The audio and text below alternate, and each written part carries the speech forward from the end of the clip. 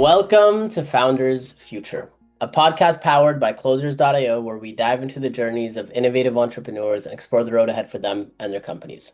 I'm your host, Ammar, and in each episode, we uncover the stories behind impactful ventures, the challenges faced along the way, and the strategies driving their future growth.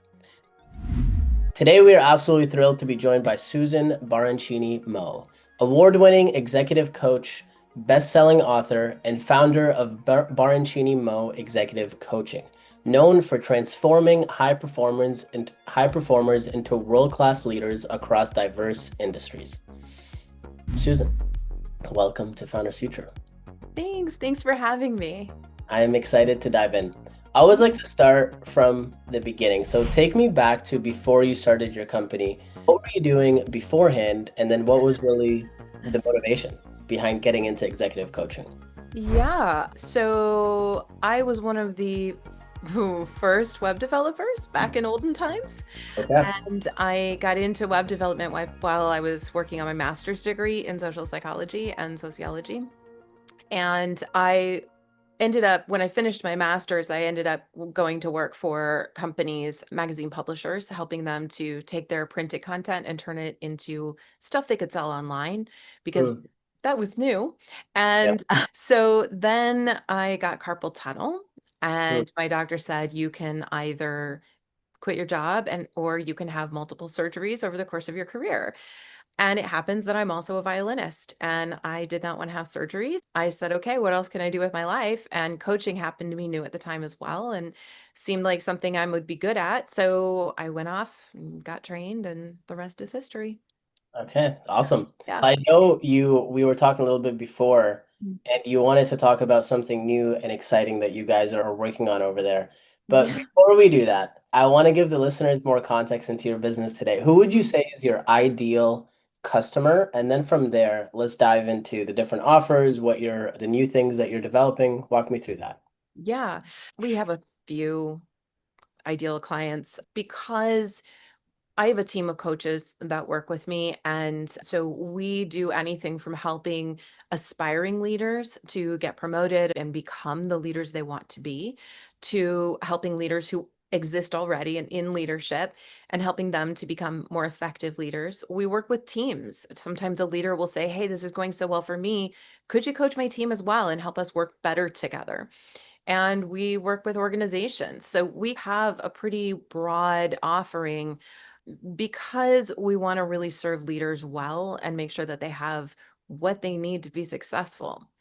Yeah. Sometimes it's a client who comes in for a few months to work through preparing for a promotion interview. Sometimes it's someone who comes to me and says, I really want to coach for a year. And then 3 months in, can we sign up for next year too? Yeah, it's all over the place, really, in terms of how long people work with us and the nature of the work that we do. We do a lot of assessments and we have training, we have self-paced training, we have group coaching. It's pretty wide offering. Awesome. Tell me a little bit more about the stuff that we were talking about before we started. Yeah. It was born out of a series of conversations I had over the course of 2 weeks. My clients started coming in and to their sessions and saying, "We now have a mandate. We've been told we have to use AI, and we have no idea what that means. We don't know how to use it. We don't know what the options are." I had another client who said, "My company has said that our performance goals have to include one AI related goal.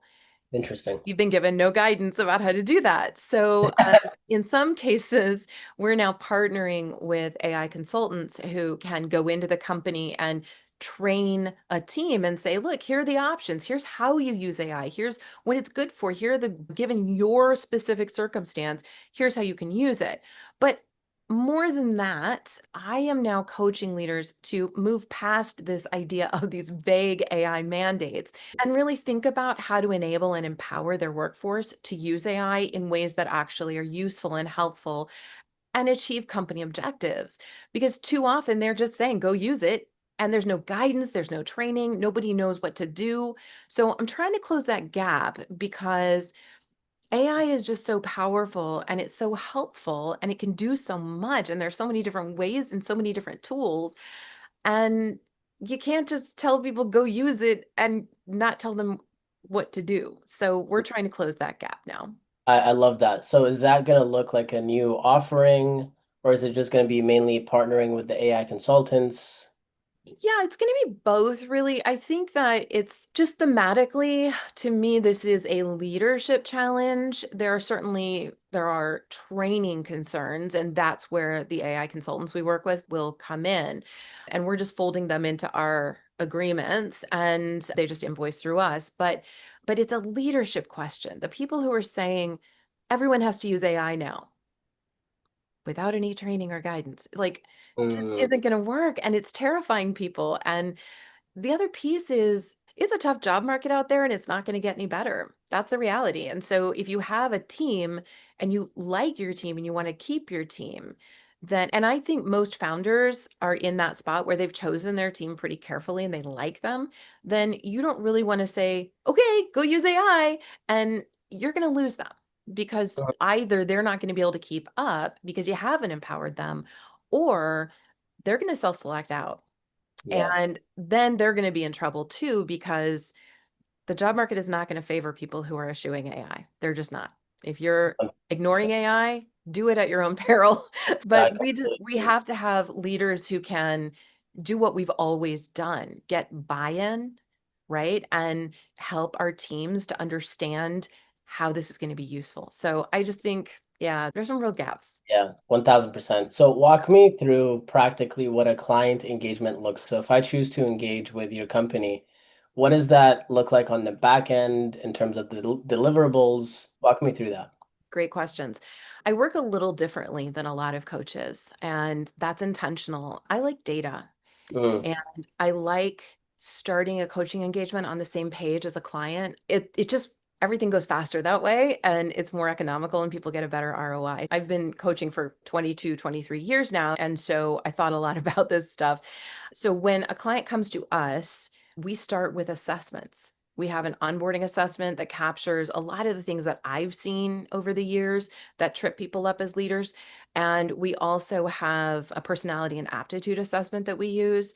And that way, when the client and I, or the client and their coach, get on the phone for the first time, they start by debriefing that assessment and or both of those assessments so that the coach and the client can begin with a shared understanding of who the person is, what are the things that are getting in their way, and how do we get from A to B.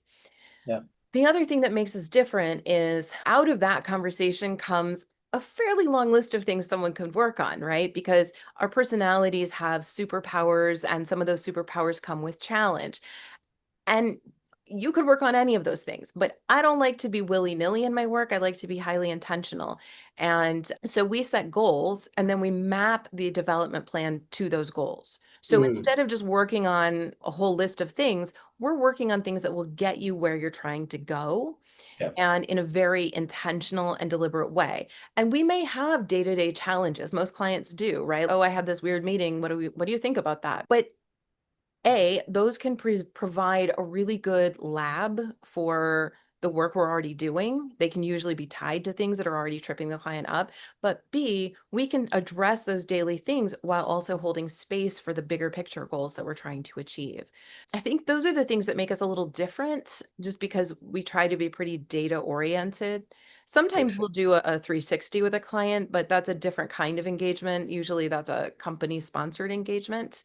People don't usually do, they don't just go, oh, I think I'm going to do 360. And that's a little weird. So it's I challenging. know, 100%. I like that a lot because then you can track and measure growth, progress. Exactly. It gives people more, like when you know you're making improvements, regardless of how incremental it is, it motivates you to keep going, to keep pushing, Exactly. and to improve even more. I'm Yep. curious, when you think of the various different offerings that you provide, which one are you looking to scale the most? You're aware scaling in the coaching industry happens in a lot of different ways. And I've observed that for a long time. I've seen the info marketing, I've seen the internet marketing, and I've seen group coaching where basically you show up to a call and there's 300 people there and you might never ever get anything personal. I don't want to work that way because I don't think those things are effective. People buy courses that they don't complete. Yeah. People go to those programs, but they don't get a ton out of them. It's not a good metric for change. So the way I choose to scale is we have corporate contracts and we just keep adding coaches. Just, I want to make sure that we are always super high on integrity in terms of being able to really deliver results to our clients.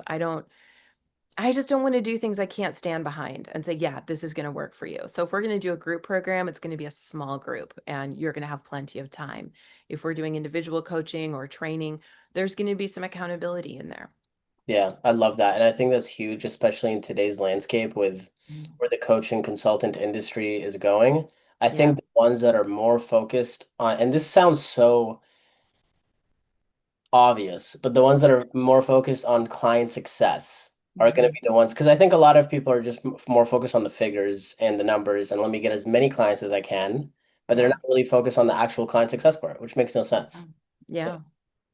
And some of those courses are really good. Don't get me wrong. Like I've taken some of those courses partly out of curiosity, like what's the competition up to? But Yeah. the truth is, like some of those courses have great content, but anybody who's ever created a course or written a book, and I've done both, knows a lot of people are going to buy your book, buy your course, and they're never going to crack the spine. So you have to go into those things knowing that is probably true, but also, it's like if you're a musician and only a few people come to your concert, you still play all out. Like you have 1,000, 25,000 people there. It doesn't matter. So coaching is the same way. If you're going to create a program, create it like people are really going to participate in it and complete it. But then you have to figure out how do you get them to complete it? It's Yes. tricky. It's real tricky. Yeah, that's where the accountability comes in. And Yeah. even with that, there's like obviously people that still won't take full advantage of it, but there's only Yeah. so much. You can lead a horse to water. Can't force Exactly. it to drink. Yeah. Yeah. Let's shift a little bit to the back end of the business. When it comes to client acquisition, when you're looking to bring on more clients to your company, what are you doing from a lead generation and marketing front? Boy, that is the never-ending challenge in Mm. coaching. It's a in some cases it can be a high turnover business. So I would say that the most important thing to begin with is you have to deliver. You have to be good at what you do and always be a work in progress because the best way that you get business is by keeping your clients. But you have to balance that with understanding that you don't want them to become dependent on you. It's not a healthy relationship. So the first thing is I try client retention, and sometimes clients will go away for a while and do their thing and then they're ready to move up to the next level so they come back. And so maintaining positive relationships with clients is the first thing that I think is most important. But that doesn't account for turnover that is just a natural part of the business. So Sure. I'm always writing and we do LinkedIn, I appear on podcasts, we have specific marketing campaigns we engage in. Obviously referrals are huge, but you that's a very reactive way to handle a business. Yeah. So I did maybe 9 months ago, I brought on a marketing and sales guy to help with that. And he's been tremendously useful in terms of strategy and closing deals and he has a way of getting into businesses that I don't have time for and I don't have the expertise for. I'm really good at coaching and running the business.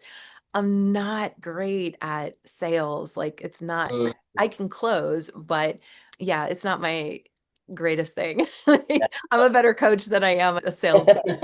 And Fair that's enough. fine with me. But yeah, having the right people in the right places and making sure that you're finding your people where they are and that they can find you, that's probably the biggest thing.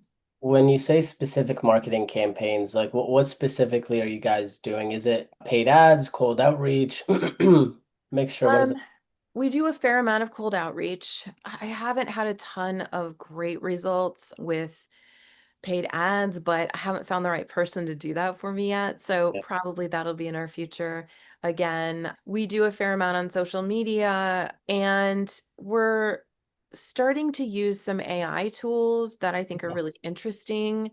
Sender is a really fun tool that I'm pretty excited about right now. I don't want to make this unevergreen, but that's one tool I like. And we're starting to play with that because it does allow you to send video and personalized video, which I really like. So we're starting to bring AI into a lot of our campaigns now. Nice, nice. And then when you brought on the marketing and sales guy 9 months ago, what's his main roles and responsibilities? So he's really in charge of figuring out how to go out and get more corporate clients. That's Fair. his deal. That's what he like. We've got pretty automated systems for getting one-on-one business, but it's the corporate deals that I prefer. And so that's his primary responsibility is we meet and we talk through campaigns, we talk through whatever assets he might need, not leave behinds, but email behinds is maybe the current term. I don't know what you do in the digital world, but things that assets he can give Got to it. potential clients and people that might want more information and building out those strategies. I'm curious about those automated systems for more the individual clients. What does that look like? Not necessarily as automated because we have a team Okay. that does a lot of our outreach. So for me, it's automated, but not so much for them. Yeah, fair enough. But I will say this, I value the contribution that AI brings, but at least for now, I don't think there's a substitute for a human the human touch. There is communication that needs to happen between people. Mhm. And sometimes you automate systems so much that they don't work as well as an actual person would.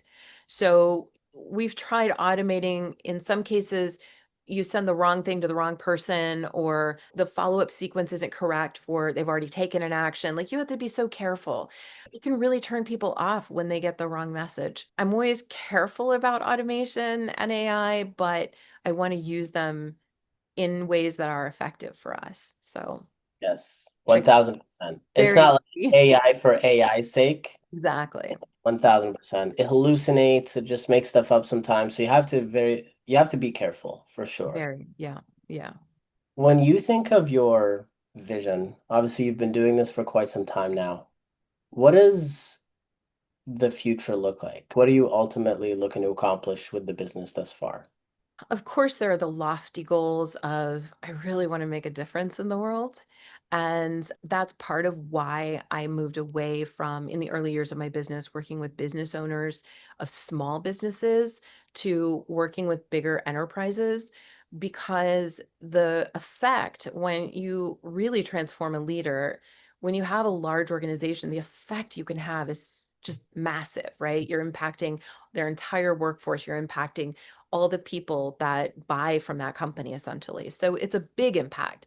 Of course, personally, like anyone else, I want to make bank and in my 50s now. And I think a lot about the future and what I want my retirement to look like. And so at this point, I'm not yet sure, but I think probably where we stand is we are building over the next, this is a slow process. We're building probably over the next 10 to 15 Yeah. years for acquisition so that then I can go off into the retirement sunset Nice. and go Yeah. travel the world or whatever. We travel the world now, but that's probably, but I don't know. I don't know if I ever really want to retire, but Yeah. I've seen people who say they're never going to retire and I don't know. I'll probably just find some other kind of trouble to get into. Fair enough. I'm Yeah. curious, are there any revenue milestones or other milestones that you're aiming towards in the next 12, 24 months? Yeah, I don't really want to say, but we Okay, have specific milestones in place for sure. Yeah. got And it. for the next 10 years, we have a clear plan for what we're trying to Cool. accomplish. I Yeah. love that. You I'm have to. curious, Yeah. 1000%. Yeah. What advice would you give to new coaches thinking about getting into the industry in 2025? Good luck. Don't No, do it. no, I believe that listen, I know people are using AI for therapy, they're using it for coaching. I get it. And it's not a bad thing. Although, obviously, you were saying like hallucinations, recursion, there are all kinds of little ticks in AI that we have to be really careful about when it comes to that sort of thing. Like the biggest and best question you can ever ask an AI coach or therapist is, look, could you help me find the places where I have growth opportunity or where I might be wrong here? Because the AI will always reinforce what you're telling it. So if you're saying, oh, my boss is terrible, your AI is going to go right along with you and tell you that, yeah, absolutely, you're right. You should probably find another job. Or if you're saying, my partner is horrible to me, yeah, you should get a divorce. Wait a minute, that may not be correct. I think there's still great value. And I also think there's great value in the human to human connection. But AI does have its place in this. So what I would say to new coaches is get really good training. Like really invest in your training. Too many coaches, because coaching is a low barrier to entry industry, you could Yeah. go out and be a coach. It doesn't matter. I am not a member of the ICF because my coaching sort of predates when the ICF became real stable. And Hmm. back in those days, in the early days of my coaching, we didn't know who was going to win that battle. There were other organizations and there still are, but if I was a new coach, I would absolutely make sure I had ICF credentials. No one ever asks me about them now, so I don't worry about that. But new coaches should worry about that. I think that's going to become the standard. I also think that new coaches should have a very clear target market and a clear marketing plan and never stop evolving, growing, and getting training because that's going to be the thing that will give you the foundation to be a really good coach. 100%. Yeah. Yeah, I love that. Yeah. What is the best way for people to reach out to you to work with you? Probably my website, which is just my name, Susan Baroncini-Moe.com. Yeah. And it's not easy to spell, but I think you can go to SuBMoe.com and get me too. Okay. That makes SuBMoe.com. It's easier. SusanBMoe.com. SuBMoe.com. Subimo. Oh, that's way easier. SUBMO. SuEBMoe.com. Got it. Yeah. SUEBMOE.com. Yeah. Beautiful. Yeah. Any final words before we wrap up? No. Fair enough. No, just it's nice to be here. Your audience primarily being founders is great and takes me back to my origins. And Yeah. so it's nice to be here. Thanks for inviting me. Thanks for coming on. I Yeah. appreciate it. Yeah. So that wraps up another inspiring episode of Founders Future. To our listeners, if you enjoyed this episode, make sure to reach out to Susan Baroncini-Moe. We'll link her LinkedIn profile around here so you can message her. You can also go to her website, SUEBMoe.com. That's MOE. But then there's also Susan Baroncini-Moe.com. And we'll link all this stuff. So it'll be pretty easy to find. And if you are a business owner, specifically a coach, consultant, or an agency owner, and you're really looking to scale your business and you want to enhance your sales and marketing efforts, visit closers.io to hop on a call with our team and discover how we were able to go from zero to $30 million a year in less than 3 years. Until then, keep on climbing.